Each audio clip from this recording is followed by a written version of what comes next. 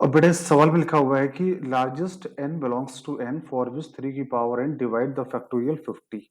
अब देखो इस प्रॉब्लम को लगाने का तरीका क्या हो सकता है। जैसे पहले इस सवाल को सॉल्व करने से पहले कुछ और बात यहाँ पे समझते हैं। जैसे मान लीजिए यहाँ पे लिखा हुआ है फैक्टोरियल 4। तो फैक्टोरियल 4 का मतलब क्या होता है सबको पता होगा। 4 into 3 into 2 into 1 मतलब दैट इज 24। अब जैसे हमने 24 लिखा तो 24 को हम लोग क्या लिख सकते हैं 3 into 8 पॉइंट। अब 3 और 8 को लिखा 2 का होल क्यूब। मतलब ये प्राइम फैक्टराइजेशन के फॉर्म में फैक्टोरियल 4 को लिख सकते हैं 2 की पावर 3 into 3 की पावर 1। अब जैसे मैंने कुछ भी बोल सकते हैं जहां जैसे बोला फैक्टोरियल 5 तो ये कितना होता है 120। 120 को आप लिख सकते हो 2 2 4 3 12 और 10 को 2 into 5। तो 1 फैक्टोरियल 5 आपका क्या बन गया 2 का क्यूब 3 की पावर 1 5 की पावर 1। मतलब फैक्टोरियल 5 में 2 की पावर आता है 3, 3 की पावर आता है 1 और 5 की पावर आता है 1। अब वैसे ही अगर हमसे ये पूछा जाए कि आप ये बताओ कि फैक्टोरियल 50 में, अगर इसी सवाल में ये पूछा जाए कि फैक्टोरियल 50 में 2 की पावर क्या आएगा, 3 की पावर क्या आएगा, 5 की पावर क्या आएगा। तो ये तो हम ऐसे नहीं बता सकते क्योंकि भाई फैक्टोरियल 50 तो बहुत बड़ा नंबर आएगा। भाई फैक्टोरियल 50 क्या आएगा 1 into 2 into 3 से लेकर कहां तक इंटू 50 तक। तो सबका मल्टीप्लाई तो करना पॉसिबल नहीं है। तो आई होप सबको यहां तक बात समझ में आ रही होगी।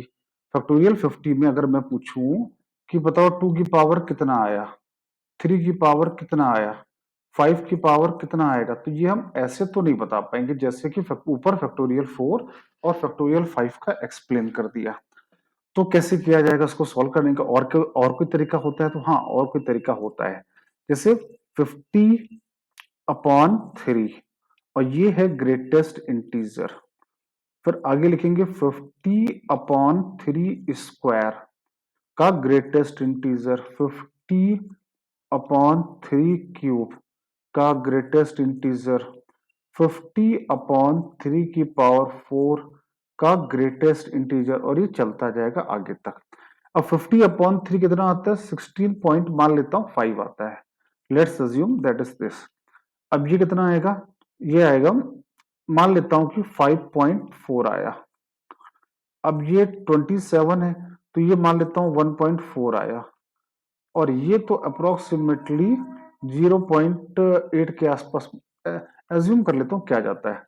16.5 का ग्रेटेस्ट इंटीजर है 16। एक्चुअली मैं यहां से ये डायरेक्ट लिख सकता था लेकिन चलो कोई बात नहीं, बस एक स्टेप समझाने के लिए लिख दिया। यहां से कितना आएगा 5, यहां से कितना आएगा 1 और आगे सब क्या आएंगे 0 आएंगे। तो मतलब कितना आया 22 आया। मतलब कहीं पर भी अगर फैक्टोरियल 50 लिखा है तो फैक्टोरियल 50 का मतलब क्या हुआ कि फैक्टोरियल 50 में तो हमने चूंकि 2 की पावर का तो निकाला नहीं, हमने निकाला है 3 की पावर। तो 3 की पावर 22 आएगा। तो फैक्टोरियल 50 अगर 3 की पावर n से डिवाइड हो रहा है तो ऑब्वियस सी बात है n की मैक्सिमम वैल्यू कितनी होनी चाहिए, n की मैक्सिमम वैल्यू होनी चाहिए 22। क्लियर है, आंसर यहां पे आ चुका है 22। मैं एक सवाल और लगा देता हूं सेम लॉजिक से, अगर आपको करना है तो एक सवाल यहां पर सेम लॉजिक से। जैसे मान लो मैंने क्वेश्चन लिखा फैक्टोरियल 100 को मान लो 15 की पावर n से डिवाइड किया गया। तो फैक्टोरियल 100 को अगर 15 की पावर n से डिवाइड किया गया तो n की वैल्यू क्या होगी। तो फैक्टोरियल 100 में कुछ 2 की पावर आएगा, कुछ 3 की पावर आएगा, कुछ 5 की पावर आएगा।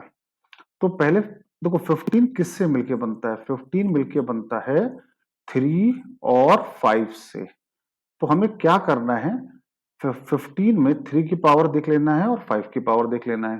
तो फैक्टोरियल 100 में अगर हमको 5 की पावर चेक करना है तो क्या लिखेंगे 100/5, 100/5 का स्क्वायर, सेम लॉजिक से 100/5 का क्यूब, और ऐसे ही कहां तक, इनफाइनाइट तक चलता जाएगा।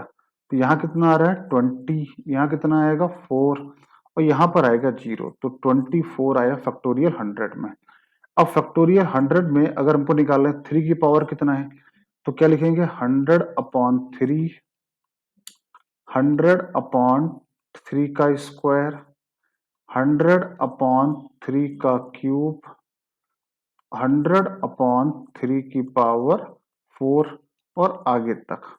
तो 100/3 कितना आएगा 33, 100/9 कितना आएगा, तो ये आएगा 11, 100/27 कितना आएगा, तो 3, और आगे सब जीरो आ जाएगा। तो ये कितना आया 40, 47 के आसपास आ गया। ठीक है, 33 से 99, 9 11 99, ठीक है, 27 27 से 81, ठीक है, और ये आपका जीरो आ जाएगा। तो 47 आ रहा है, कितना आ रहा है 47। तो फैक्टोरियल 100 में अगर हम देखें तो 3 की पावर कितना आ रहा है 47, 5 की पावर कितना आ रहा है 24। तो अगर मैं देखूं तो 3 की पावर अगर 23 अलग कर दूं तो 3 की पावर 24, 5 की पावर 24, और ये दोनों मिलके क्या बन गया 15 की पावर 24। तो फैक्टोरियल 100 अगर 15 की पावर n से डिवाइड हो रहा है तो n की मैक्सिमम वैल्यू कितनी होनी चाहिए 24। तो बेटा यहाँ पे मैंने 2 सवालों से आपको समझा दिया है। आगे कोई भी ऐसा सवाल आए तो लगाने का तरीका एकदम फिक्स है आपका। आप इसी कॉन्सेप्ट से सवाल को सॉल्व करिए और आंसर आपको मिलेगा।